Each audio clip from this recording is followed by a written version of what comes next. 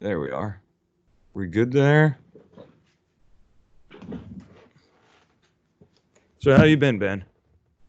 Very good, mate. Yeah, really good. Flat out busy as ever, but it's Friday night. I'm ready for a couple of beers at the weekend now, I think. I like it. I like it. So all I really want to do here is, like I was talking to you before, I was going through OVA and I wanted to kind of show everybody what you're getting for the money. And yeah, showing everybody's cool, but I want to hear a little bit about how you started in the industry, how you kind of got involved in the training side. So let's start off with that. Yeah, yeah. Well, started off always wanting to get into cars. I always wanted to be a mechanic. That was it for me. And I did a bit of work experience at my local Jaguar garage and got the bug for it and went into and started my apprenticeship with BMW. That was fantastic. And then towards the end of my apprenticeship, that was when I got a job in motorsport, and I moved into a racing team in the UK called Arrows, a Formula One racing team. We weren't very successful, but it was good fun nonetheless. And I did that for 5 years. And then when the team went bust, which was at the end of 2002, I was starting to think that maybe where I want to go is training. I did a fair amount of training while I was there, teaching new members of staff when they came on board and what have you. And I thought I might just have a bit of a knack for it. And I became a contractor and started contracting with various different motor vehicle manufacturers. Did that for quite a few years, got involved in writing. And it was then really when I found myself starting to think I quite like the idea of online. And what drove it to a degree was probably laziness. And what I mean by that was, I used to put so much effort into researching a subject, and then you'd deliver it, at absolute most 10 times in a row or something as a contractor. And then that'd be it. You'd put it down and you'd move on to the next thing. And it almost felt like such a waste that I'd sort of crammed all of this knowledge in and developed methods of teaching it and what have you. And then, if I wanted to deliver it again 5 years later, I'd have to go through all of the effort all over again to remind myself of the detail, etc., etc. And I just thought it'd be great if I could film it. And back then the internet probably wasn't quite powerful enough. A lot of the garages around the UK, they hadn't got internet connections and stuff. So it was just one of those things I had to put on to hold.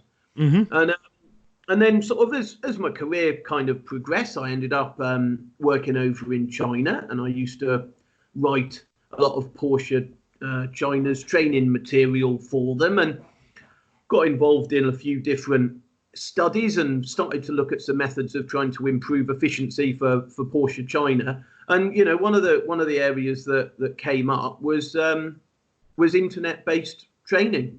So we started to look at some ideas and conducted a few pilots and what have you, and then we thought, let's do it for ourselves. And that was essentially about, I don't know, beginning of 2015.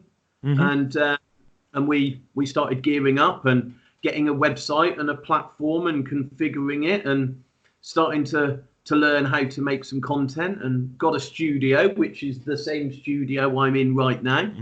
And then we started making our first content, I would say, in about November 2016. And then on about early January, the first video we ever made came out. And then since then, we've been working flat out relentlessly, just making more and more content. I mean, you on your website, exactly what's involved in a training video online, and the effort is monumental, but the feedback we get is just so strong that and we really are helping people understand how systems work and how to diagnose them, and it just makes it all worthwhile. I'm so lucky. I am living my own dream.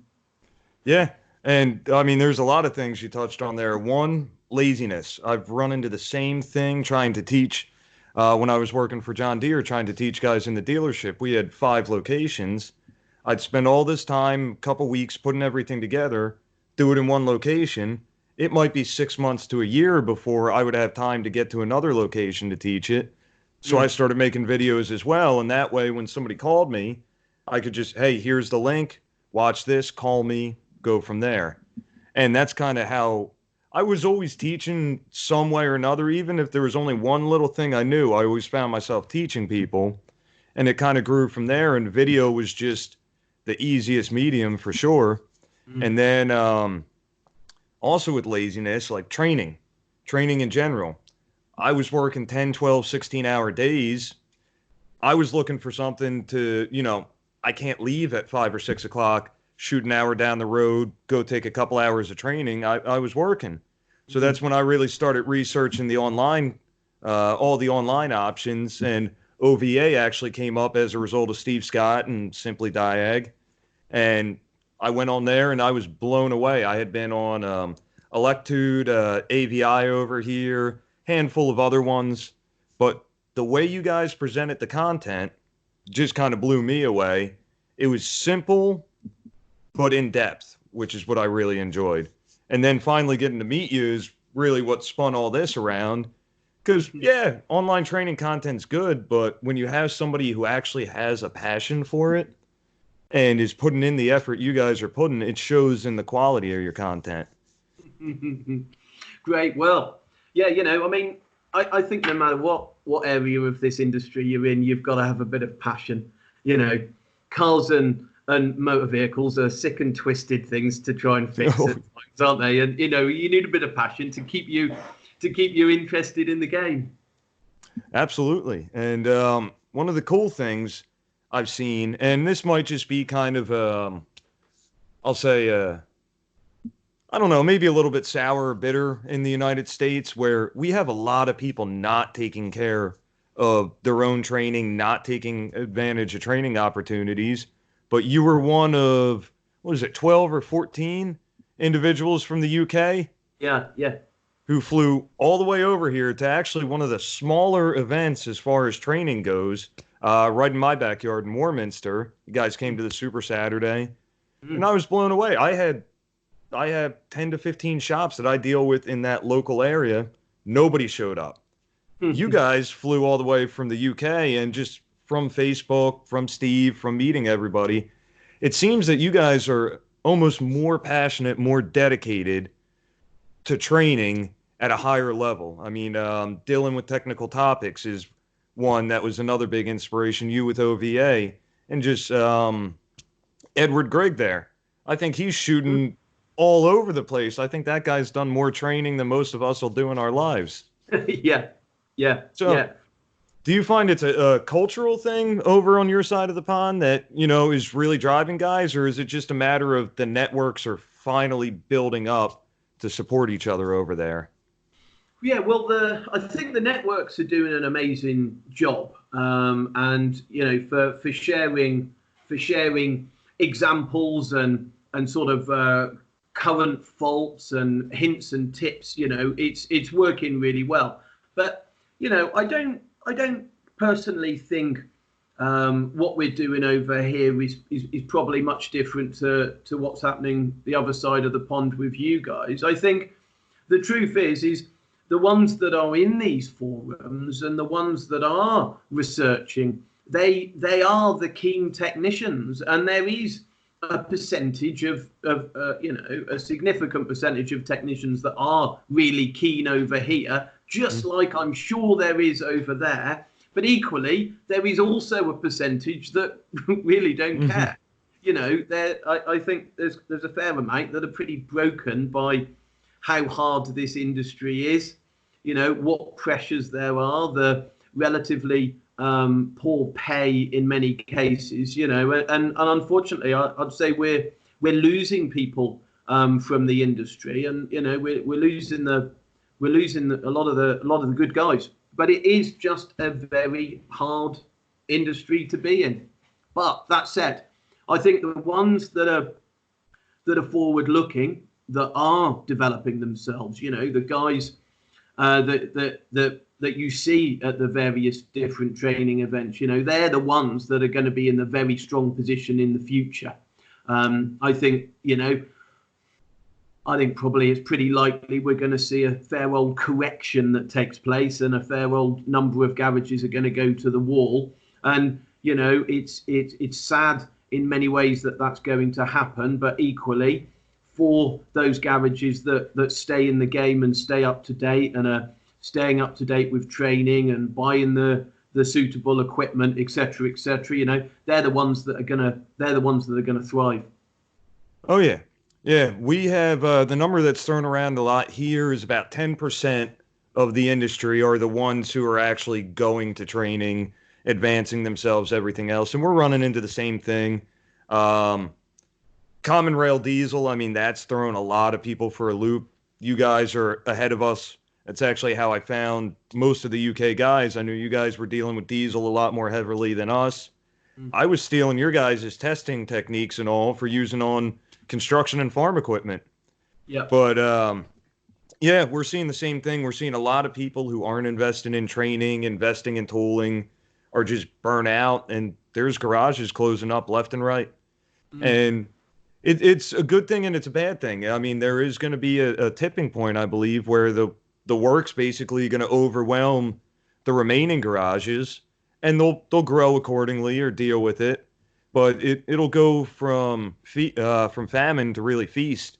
And if you're situated and constantly increasing your abilities, learning and all, I think you're going to be making a whole lot of money. And kind of, I think as ADAS, as these more complex networks, as EVs and autonomous and all becomes more in the public mind and more, not more complex, but I guess more understood as to the complexity, I think that's really going to help lift the industry as a whole as well. You're going to, you know, when you have a car that's driving you and your kids down the road, I think you're going to give a little more respect to the guy who you're taking it to at the garage and trust him a little more. And hopefully things like OVA, because one thing I really, really like in yours is the uniforms and how clean cut and professional everything is. And a lot of people don't realize something as small as having a consistent uniform, a consistent professional appearance, that to me could take mediocre content and make it something I really trust. In your case, it's top-notch content. It brings it up. You guys are setting the example in everything from layout to appearance to actual information. It's a great all-around learning device. Well, you know, the thing is being a technician is a professional role, and the more we all promote that professional role with, you know, smart dress and, you know, professional layout and protecting the vehicles, etc., etc., I think all of that rubs off on our customer base as well. And, you know, when people come into a workshop and they see the technicians are dressed smartly and looking after their vehicles and what have you, it gives the right impression, and it helps all of us charge the right fees that we need to be charging. I think it can only be a good thing. Now, what's one thing you guys got coming up on OVA that you're real excited about? Well, if you can share. Yeah, smart charge alternators. That's quite an interesting one. You know, we've found ourselves being asked a lot of questions around that subject, and there's more to that than meets the eye. So that's one that we're really looking forward to.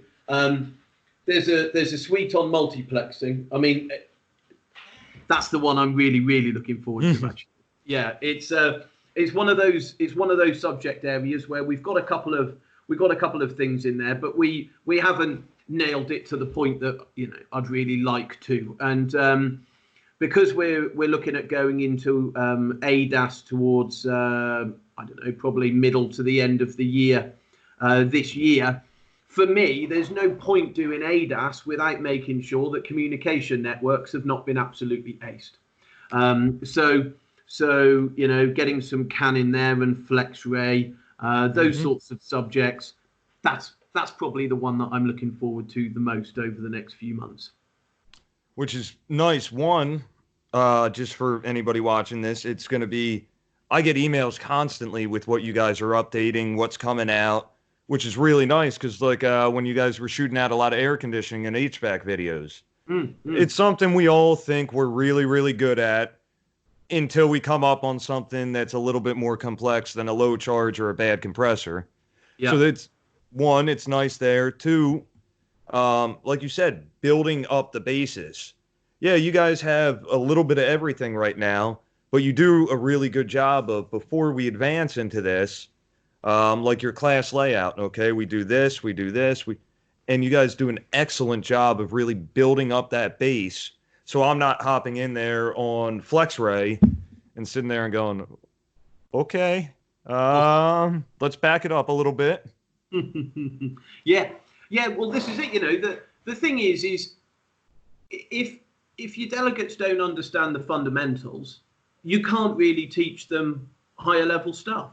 So, when we choose to write about any subject, we do very much try and start very much at the beginning and then just work your way up. And, it's not long until you can be talking about some very complicated principles. And as long as that core physics is understood in the first place, it's going to work out just fine. It's a bit like 4-gas analysis. The 4-gas analysis suite. That's something that you can look at the screen of a 4-gas analyzer and say, well, I know what those different terms mean. It's what more is there to know? But the reality is that if you can understand the underlying chemistry of what goes on inside the combustion chamber and the exhaust and catalyzer, then you can join all of those bits together up with, say, fuel trim, and you end up in a very strong position to make some accurate diagnosis of that singular screen. But without understanding that core chemistry in the first place, the numbers on the screen just it becomes a memory test and nothing more. And for me, I've got a dreadful memory. I need to understand stuff, and if I can understand it, then I'll memorize it. But just working on memory alone, and I'm in big trouble when it comes to fixing cars.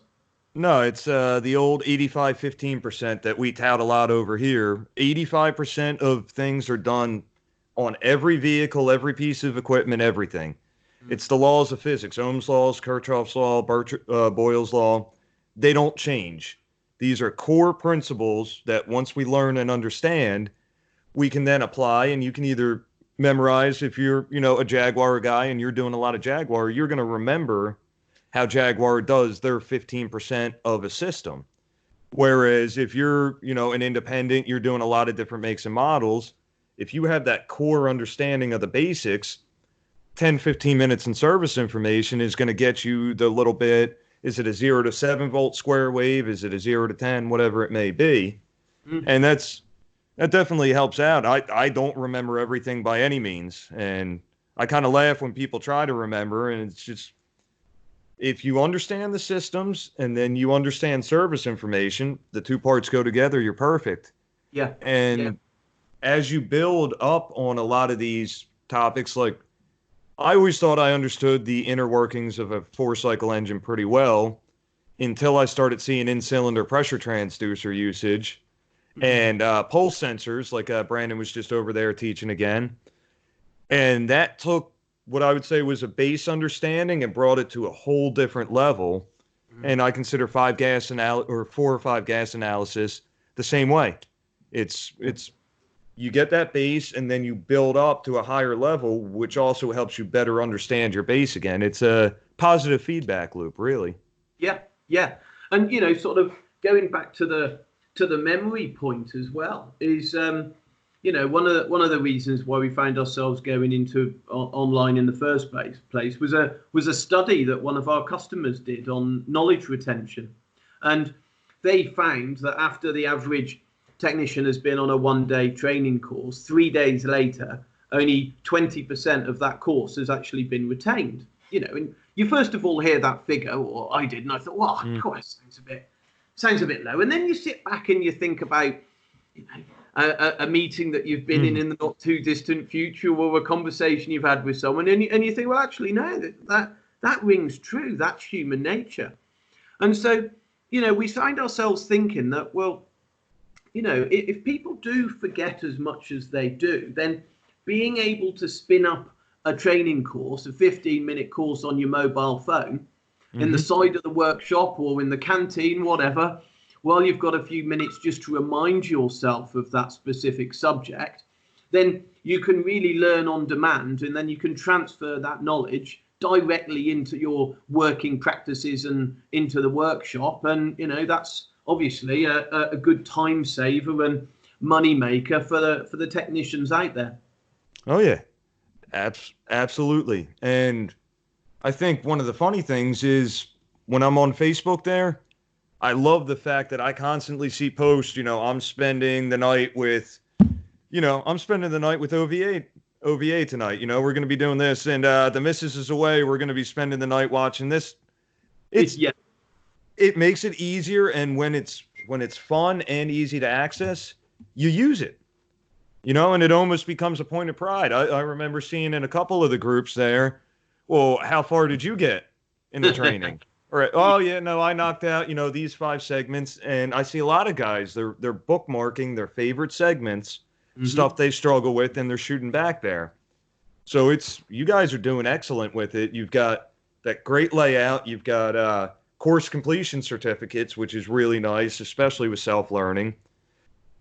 Does every boss care about it? No, but it is nice when you're done a segment, done your training, especially when you start to stack that up to see this is what I've accomplished and this is what you guys have helped me accomplish. So it's all sorts of little things in there that really add up to, and if I remember right, it's about, about 40 pounds?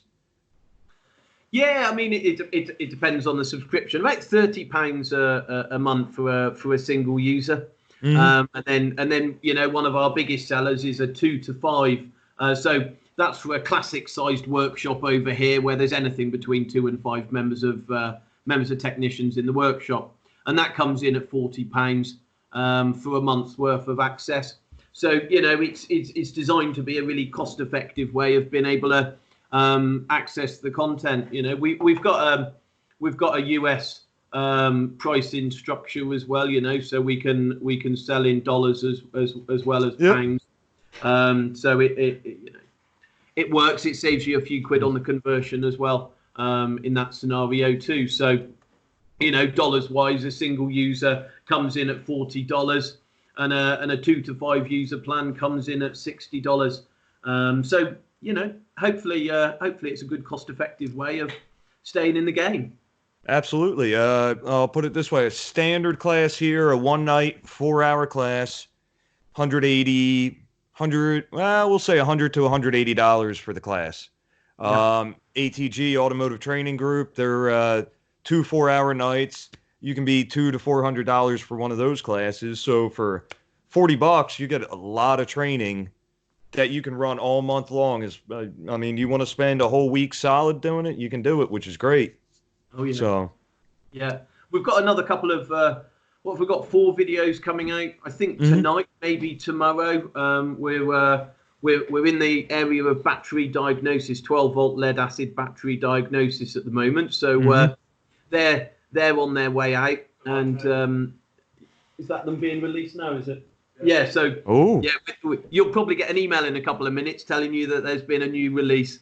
So yeah. We never stop growing the system. It's usually about every week and a half we manage to get some more content out. It's probably this time been about 2.5 weeks since we released something, but we've released 4 little chapters all at the same time. So the plan is that there's always something new to be able to learn, as well as being able to refer back to the content as many times as you like. Oh yeah. Well, I am running on the very ragged edge of my lunchtime here, Ben, so I am going to have to let you go. I appreciate you sitting down and talking with me, and I'll be posting this up shortly, and I just wanted everybody to really see, like I said, I'm not the kind of person who goes buy this product, buy this subscription because I like it. I stand behind things where I stand behind the people who are actually making it, and that's one of the reasons I'm so passionate about OVA is I enjoy it. And I like the fact that every time I've talked to you, everybody I've talked to who's met you says the same thing, how passionate and energetic and just happy you are to do your job every day. Yeah, I'm a lucky man. Yeah, there's no denying it. And I'm, it's music to my ears to hear that you really enjoy learning using our system, Chris. I've taken a great deal of pleasure watching some of your videos on YouTube, and it's great to hear such kind compliments coming back from yourself. Brilliant. In fact, I think, are you coming to Vision this year? Are you making it back over the pond? Yeah, we're working on it. I don't think we're going to make Vision this time, but undoubtedly we'll be making it across the pond at some point this year, I'm sure. It's just the reason we're not is we are just so busy. But things have really taken off lovely for us over the last few months, and we've got a few customers that want us to make custom content for them, and unfortunately we're a small team, and me dashing off for a week or so, it just puts a bit too much pressure on everyone else. So we can't make Vision this year, but we will definitely be making a trip back over as soon as we can. I had such a fantastic time over in Warminster. What was great. I mean, all of the training events were fantastic. But what was probably most memorable for me was just how friendly you guys were. I flew back from the States feeling that I'd made about another 30 best mates. I've got to come back and I've got to see you all. Absolutely. So it was great talking to you, Ben. I'm going to let you get about your weekend, and I'll be talking to you shortly. Brilliant. Okay, Chris. Well, take care, mate. Have a good weekend yourself. Hope the rest of your Friday goes to plan and you don't get into too much trouble for running over your lunch. Fingers crossed. Have a good one, mate. Brilliant. Take care. See you then. Bye-bye.